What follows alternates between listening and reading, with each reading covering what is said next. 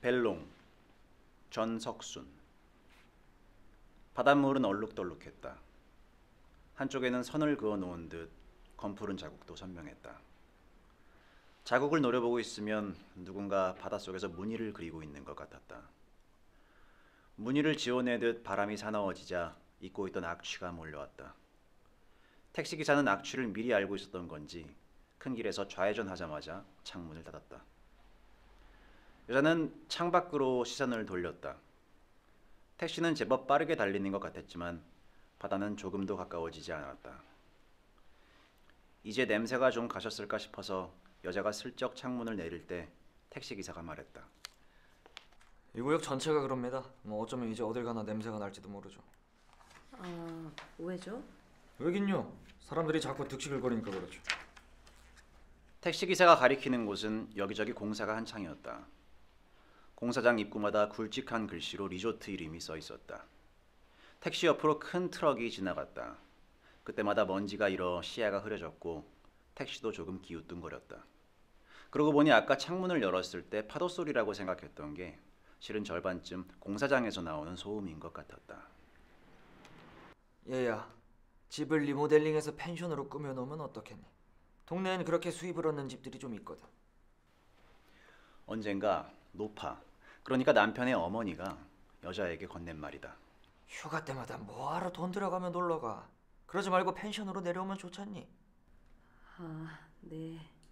여자는 하려던 말을 간신히 눌러 삼켰다. 몇 년째 휴가라고는 없이 고작 하루나 반나절 쉬는 게 전부였다. 휴가가 있다고 한들 남자와 맞추기도 어려울 뿐만 아니라 제주로 내려온다면 그게 어디 휴가일까?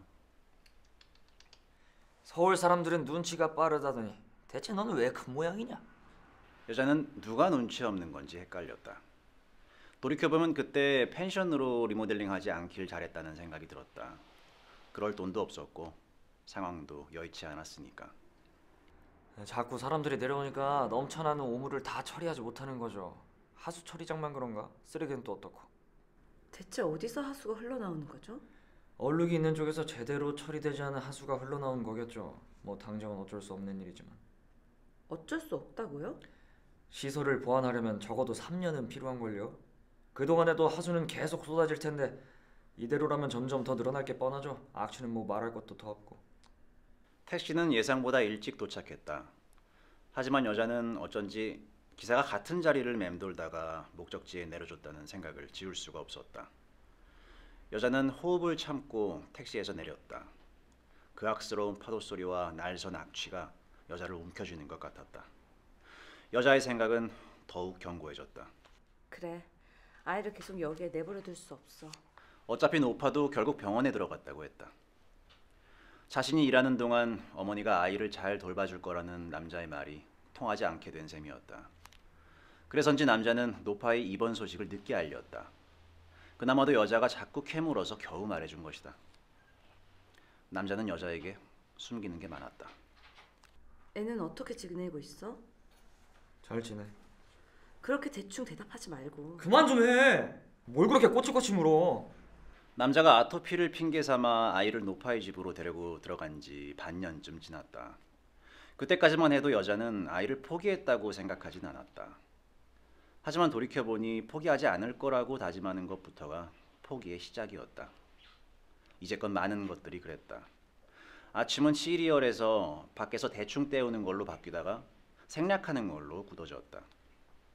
주말은 밀린 잠을 보충하는 것도 모자랐고 대부분은 회사에 다시 나가봐야 했다. 아이는 꼭 바쁠 때만 골라서 전화를 했다.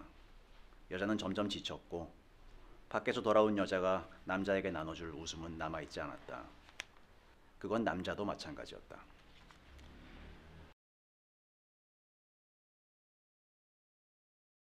오랜만에 찾은 동네는 생각보다 많이 달라져 있었다. 67번쯤 와봤으니 금방 찾을 거란 기대는 심한 악취 뒤로 슬그머니 숨었다. 이전에 왔을 땐 동네가 햇빛을 품는 쪽이었다면 이젠 튕겨내는 쪽에 가까웠다. 여자는 걸음을 재촉했다. 걸어오는 동안 한 사람도 보이지 않는 건 역시 악취 때문일까? 어른들은 일하러 나가고 아이들은 학교에 있을 시간이라고 해도 이상할 정도로 사람이 없었다. 언젠가 남자는 이런 말을 했었다. 여긴 동네 여자들이 대부분 바깥 일을 하러 나가. 그래서 나 같은 사람은 더더욱 일을 찾기 어려운가 봐. 그런 핑계 좀 그만 대. 이제 지긋지긋하다. 노파의 집은 횟집과 펜션 사이에 끼어 있었다. 펜션 때문인지 마당 대부분은 그늘이었다. 이전에는 동네 어귀에서도 한눈에 들어오던 집이었다. 여자는 집 주변을 한 바퀴 돌았다. 벽화가 담장과 대문에 걸쳐 그려져 있어 쉽게 대문을 찾을 수 없었다. 겨우 대문을 찾아낸 여자는 헛기침을 여러 번 했다. 아무도 없을 게 뻔했다. 남자는 일거리를 찾아 나갔을 것이고 노파는 병원에 있을 것이었다. 아이는 곧 돌아오겠지. 여자는 급한 대로 간단한 짐만 챙겨 아이를 데리고 서둘러 떠날 생각이었다. 여자가 대문을 열자 그 사이로 다시 악취가 밀려들었다. 노파는 악취가 자신을 병들게 했다는 것에 대해서 조금도 의심하지 않는 눈치였다. 아이의 아토피가 조금도 나아지지 않는 이유도 여자는 비슷할 거라고 생각했다. 이것 좀 봐. 나아지기는커녕 서울에 있을 때보다 더 심해졌잖아. 이러다간 아토피가 온몸을 휘감겠어.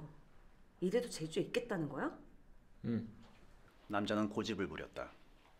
여자는 고집스러운 남자를 두고 자기 주관이 뚜렷한 사람이라고 생각했던 때가 있었다. 자기는 식성이 정말 좋은 것 같아. 그렇게 좀 먹지 마. 사람이 왜 그렇게 식탐이 많아? 당신은 친구들과 관계가 참 좋다. 친구가 밥 먹여주니? 가정에 소홀한 걸 구차하게 변명하는 거 아니고? 그뿐이 아니었다. 마땅한 취미가 없는 것은 그저 게을러 보였고 한적한 길에서도 신호등을 꼭 지키던 올바른 모습은 고지식하게 보였다. 여자는 어리둥절했다. 남자가 달라진 건지 여자가 달라진 건지 헷갈렸다. 누구슈? 그때 시커먼 얼굴의 사내 한 명이 불쑥 들어왔다. 깜짝이야. 펜션은 반대편에 있습니다. 식당은 바로 옆에도 있고요. 여기 아무나 막 들어온 데가 아닙니다. 네? 그쪽이야 서울 가서 이 동네 악취가 진동한다고 떠들어대면 그만이지만 그럼 여기 사람들 밥벌이를 못한다고요. 누가 여기 놀러 오겠습니까? 아니 저는 사내는 자리를 옮겨 마루에 걸터 앉았다. 노파의 집에 자주 드나드는 사람인 것 같았다. 그런데 어디선가 본 듯 익숙한 얼굴이었다. 여기 있는 사람은 아무 죄가 없습니다. 가만히 있어봐라. 어디서 봤던 얼굴인 것 같은데. 저희 남편 이름이 김... 아! 어두워서 몰라봤네요. 아유 미리 전화라도 하고 오시지. 지금 그 댁 사람들 죄다 밖에 있을 텐데. 할머니는 병원에 있고 아들은 알아요. 여자는 돌연 말을 끊었다. 그리고는 두리번거리며 아이의 방을 찾았다. 당장 입혀야 할 속옷이랑 겉옷부터 챙겨야 했다. 아토피 연고는 넉넉하게 쟁여뒀으니 한동안은 문제없을 것이다. 병원에 있는 노파가 집에 올 리 없고 남자도 해질 무렵 들어올 게 분명한데도 여자는 왠지 조바심이 났다. 뭘 찾으세요? 여자는 서랍을 하나씩 열어보았다. 몇 장 쓰지도 않은 노트를 몇 권 보니 아이의 글씨는 서울에 있을 때보다 더 엉망이었다. 집이 아니라 학교로 바로 갈 걸 그랬나. 여자는 불이 나게 마당으로 다시 나왔다. 사내라면 아이가 다니는 학교를 알까 싶어 나왔지만 그는 대문 밖으로 사라지고 없었다. 여자는 급히 밖으로 나왔다. 다행히 저만치 사내의 모습이 보였다. 저기요! 여자가 있는 힘껏 사내를 불렀다. 꼭 여자가 부르기를 기다린 사람처럼 사내가 돌아섰다. 그의 모습이 꼭 노파를 닮았다고 여자는 생각했다. 내일 제주로 내려가야겠다.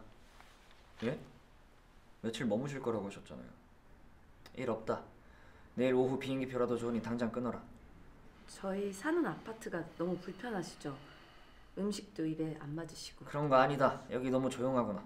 그냥 숨이 막힐 것 같아서 그런다. 여자는 몇 번이나 더 되물어봤다.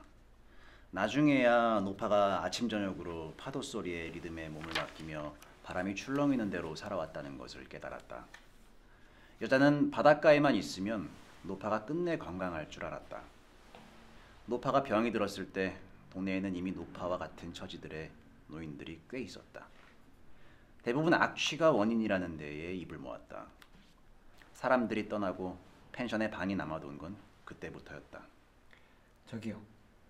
숙박료 깎아줄 테니까 악취 돈다는 얘기는 절대 하지 말아주세요. 예? 그럼에도 손님은 점점 줄었고 몇몇 방송국에서는 취재를 나왔다. 처음에는 동네 사람들이 서로 나서 인터뷰를 했다. 대체 악취가 어디서 흘러나오는 거죠? 방송국에서는 원인을 찾아낸 다음 동네를 원래대로 돌려줄 것처럼 나섰지만 외려 소문만 더 키웠다. 화면을 모자이크로 덮어 동네 이름을 가렸는데도 사람들은 금세 알아챘다. 하여간 서울 사람들은 눈치 하나는 빠르구나. 그때부터 동네 사람들은 대놓고 낯선 사람을 몰아내기 시작했다. 그들이 괜히 동네만 들쑤셔 놓았기 때문이다. 오랜만에 온 관광객인가 싶으면 관광객으로 위장한 기자일 때도 여러 번 있었다. 그러니 모르는 얼굴만 보면 일단 방송국에서 나온 사람이 아닌지 의심부터 했다. 저 이것 좀 봐주세요. 우리의 글씨인데 혹시 이 학교 어디 있는지 아세요? 사내는 아이의 글씨를 한참 내려다보더니 손으로 어떤 방향을 가리켰다. 그쯤 학교로 보이는 건물이 보였다. 국기 개양대가 아니었다면 끝내 낡은 펜션처럼 보이는 건물이었다. 학교가 언제 끝날까요?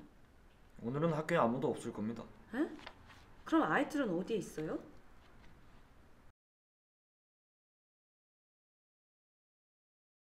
벨롱장이요. 에? 벨롱장에 체험학습을 갔을 겁니다. 사내가 서너 번이나 대답을 해도 여자는 도무지 알아들을 수가 없었다. 벨롱. 그 말은 처음엔 외국어처럼 들렸고 두 번째는 사투리처럼 들렸다. 그러자 사내는 아무 펜션이나 들어가 관광 지도를 들고 나왔다.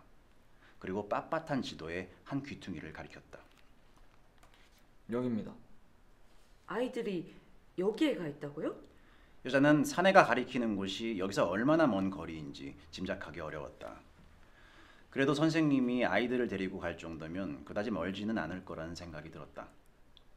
사내는 동네 초입에 세워져 있는 택시를 불러 세웠다. 택시는 미끄러지듯 원을 그리며 사내 쪽으로 다가와 멈춰섰다. 여자는 택시를 한눈에 알아봤다. 이제껏 택시는 동네를 벗어나지 않고 있던 모양이었다.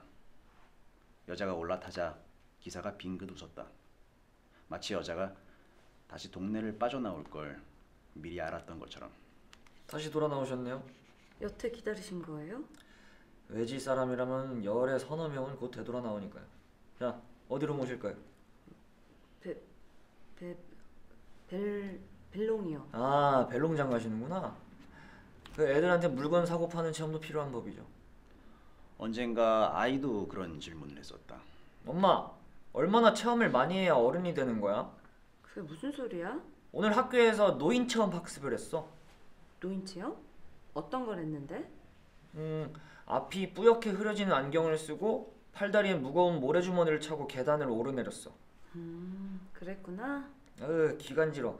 오늘 하루 종일 귀마개 했거든. 체험관 담당자 선생님이 귀마개를 하고 듣는 소리가 노인이 들을 수 있는 소리라고 설명해 주셨어. 그러니 내가 엄마 말 제대로 못 알아들어도 이해해야 돼.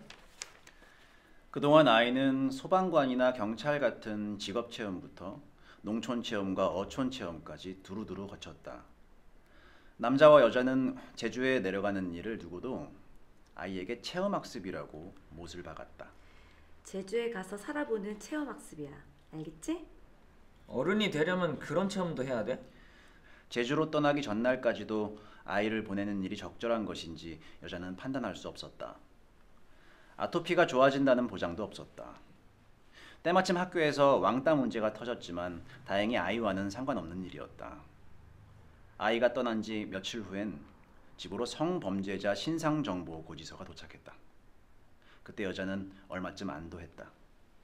그리고 아이를 제주로 내려보낸 게 적절한 조치였다고 스스로를 다독였다. 하지만 이내 생각은 틀어졌다. 넌 언제나 자기 일이 더 소중한 사람이잖아. 안 그래? 그때 여자는 남자의 발등에 도단한 몇 가닥의 털을 노려보고 있었다. 연애할 때 남자는 여자에게 맨발을 보여주는 것조차 조심스러워했다. 하지만 언제부턴가 여자 앞에서 속옷 차림으로도 잘만 돌아다녔다. 예전에 남자는 자신이 결혼 전과 지금 뭐가 달라졌냐고 따지듯 물은 적이 있다. 그나마 남자와 언성을 높이며 으르렁거릴 때는 둘 사이가 이 정도까지 될 줄은 몰랐다. 도리어 오가는 말이 없어지면서 여자는 남자와의 관계가 완전히 어긋났다는 것을 깨달았다. 아이가 떠나고 계절이 바뀔 무렵 여자는 아이를 데려오기로 결심했다. 대체 몇 통의 편지를 써야 어른이 돼? 자꾸 그런 거 왜 묻니? 어른이 되면 뭐 하려고? 어른 되면 혼자 있을 수 있잖아.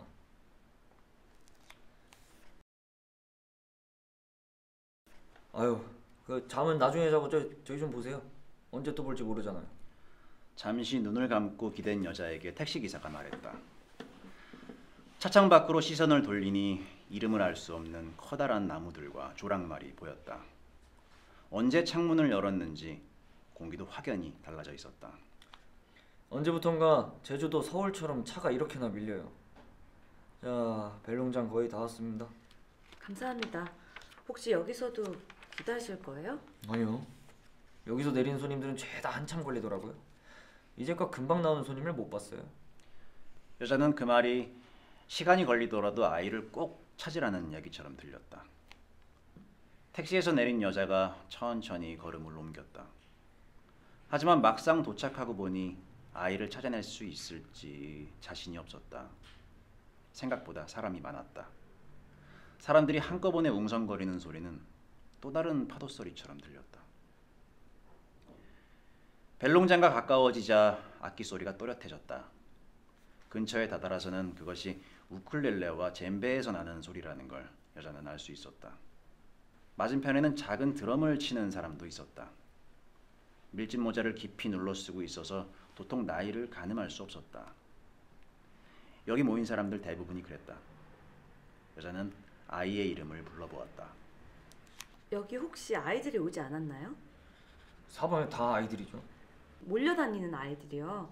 벨롱장에 체험학습 왔다고 하던데. 원래 애들은 자기들끼리 몰려다녀요. 제주로 떠나기 전 남자는 아이에게 이런 말을 했었다. 앞으론 계획표에 맞춰 움직이는 일 따윈 없을 거야. 야호! 거실을 빙글빙글 돌면서 만세를 부르던 아이가 여자와 눈이 마주치자 금세 소파에 앉았다. 여자는 어릴 때부터 규칙적으로 생활해야 한다는 쪽이었고 남자는 어릴 때만이라도 자유롭게 해주자는 쪽이었다. 아이가 남자를 선택한 것은 그 때문이었을까? 당신은 대체 뭐 하는 사람이야? 게임이나 하고 싶다는 애를 억지로 학원에 들여보내는 것도 다 내가 하잖아. 내가 아이를 위해 하는 게 없다고? 물론 없진 않지. 놀이터에서 놀거나 같이 텔레비전 봐주니까. 하지만 몰래 스마트폰 사준 것도 당신이고 마트에서도 뭐든 사주려는 당신 때문에 안돼를 외치는 건 늘 나였어. 당신은 10,000원쯤이라고 말했지만 대출 이자와 매년 늘어나는 교육비를 떠올리면 난 10,000원도 허투루 쓸 수 없다고. 그렇겠지. 그래서 회사도 그만둘 수 없겠지. 당신 벌어오는 걸로 이 생활 감당할 수 있기나 해? 그게 딱히 불만인 건 아니야. 최소한 같이 아끼긴 해야지. 그만두자. 당신은 늘 그런 식이야. 그러니까 회사를 그만두는 일마저 나와 상의하지 않고 결정했겠지. 아이 챙기랴, 청소나 빨래까지 다 하랴. 집안에서도 늘 발을 동동 구르는 건 언제나 나였다고. 그렇게 힘들면 내일 해. 남자가 일을 찾기 위해 애쓰는 건 알고 있었지만 어떨 땐 정말 일을 찾기나 하는 건지 여자는 의심스러웠다. 일을 찾는 것도 계속 내일로 미루는 것 같았다. 남자는 숙제가 힘들어 낑낑대는 아이에게도 똑같이 힘들면 내일 하라고 했다. 여자가 주방에서 나와 눈을 홉들 때까지 아이는 꿈쩍도 하지 않았다. 그러나 여자의 마음이 쓰이는 건 사실 따로 있다. 아이는 자기가 엄마를 선택해도 결국 온갖 이유를 갖다 붙여 아빠에게로 보낼 거라는 걸 알았던 게 아닐까. 아줌마, 이 그림 어때요? 1,000원 주시면 팔게요. 아, 너가 그린 거니? 네. 100원 정도는 깎아줄 수도 있어요. 어쩌면 여자의 아이도 어딘가에서 뭘 팔고 있을지도 몰랐다. 벨롱장의 규칙은 자신이 직접 만든 세상에 하나밖에 없는 것을 파는 것이었다. 생각해보니 여자에게 아이가 그랬다. 그럼 아이는 무엇을 팔고 있을까? 여자는 수제 쿠키를 파는 쪽으로 몸을 틀었다. 모두 다 토끼 모양을 한 쿠키 같지만 자세히 보면 모양이 제각각이었다. 모양도 맛도 다 달라요. 같은 초콜릿 쿠키라도 다른 맛이 나죠. 어떤 건 너무 진해서 쓰고 어떤 건 달콤하고. 맛있어 보이네요. 여기서 파는 거 다 수제니까요. 어떤 거 고르셔도 값은 같고요. 저기 혹시 그것도 파는 건가요? 그때 남자의 번호로 전화가 왔다. 아까 그 사내가 여자가 왔다는 걸 남자에게 알려준 모양이었다. 왜 자꾸 내려오는 거야? 제발 그만 좀 해. 이쯤에서 내버려 두라고. 아이는 어디에 숨겼어? 설마 학교도 안 보내는 거야? 말을 내뱉고 보니 여자는 남자가 아이를 숨기고 있다는 확신이 들었다. 아까 그 사내에게 들었다면 남자는 여자가 벨롱장에 있다는 걸 알고 있을 것이다. 여자의 목소리가 점점 날카로워지는 것과 달리 남자 쪽은 도리어 숙으로 들었다. 그냥 너는 서울에서 나는 여기서 지내면 되잖아. 어머니 일만으로도 머리가 터질 것 같다. 너까지 보태지 마. 조금도 달라지지 않았구나. 너도 마찬가지야. 차라리 예전에 와서 데려가지 그랬니? 이제라도 데려갈 거야. 그런 줄 알아. 애 거기 없다니까? 여자는 속아줄 생각이 없었다. 아이는 벨롱장 안에 있는 게 확실했다. 그동안 남자의 말이 그랬던 것처럼 이 또한 거짓말일 테니까. 사실은 자기도 너무 힘들었다는 고백이나 새해에는 꼭 금연하겠다는 그때의 다짐처럼 어쩌면 평생 함께하자는 약속마저도. 전화를 끊고 돌아서던 여자는 한참 동안 걸음을 떼지 못했다. 바람의 방향도 그대로고 파도 소리도 일정한데 벨롱장만 사라지고 없었다. 통화하다 너무 멀리까지 온 걸까? 이상하네. 벌써 끝난 건가? 아무리 그래도 이렇게 깨끗하게 사라질 수 있나? 여자는 문득 택시기사와 나눈 대화가 떠올랐다. 근데 장은 뭔지 알겠는데 벨롱은 무슨 뜻이에요? 아, 벨롱이요? 벨롱은 이쪽 여기 말로 빛이 멀리서 반짝이는 모양이죠. 이제 여자는 아이가 물건을 파는 쪽이 아니라 사는 쪽일 것만 같았다. 어쩐지 자신이 직접 만들어서 세상에 단 하나밖에 없는 게 아이에겐 없을 거라는 생각 때문이었다. 대신 그런 물건을 찾아 종정거리며 벨롱장을 돌아다니고 있지 않을까. 딱히 무엇을 사야 할지 알 수 없지만 사고 나면 꼭 필요했다는 생각이 드는 그런 것들. 어쩌면 그동안 책갈피나 구슬 없이 어떻게 살아왔는지 의아해질지 모른다. 벨롱장은 그런 곳이니까. 여자는 부지런히 걸음을 옮겼다. 일단 아이를 만나야 했다. 이제 여자는 거의 뛰다시피 걷고 있다. 하지만 멀리서 반짝이는 빛은 어쩐지 점점 멀어지고 있었다.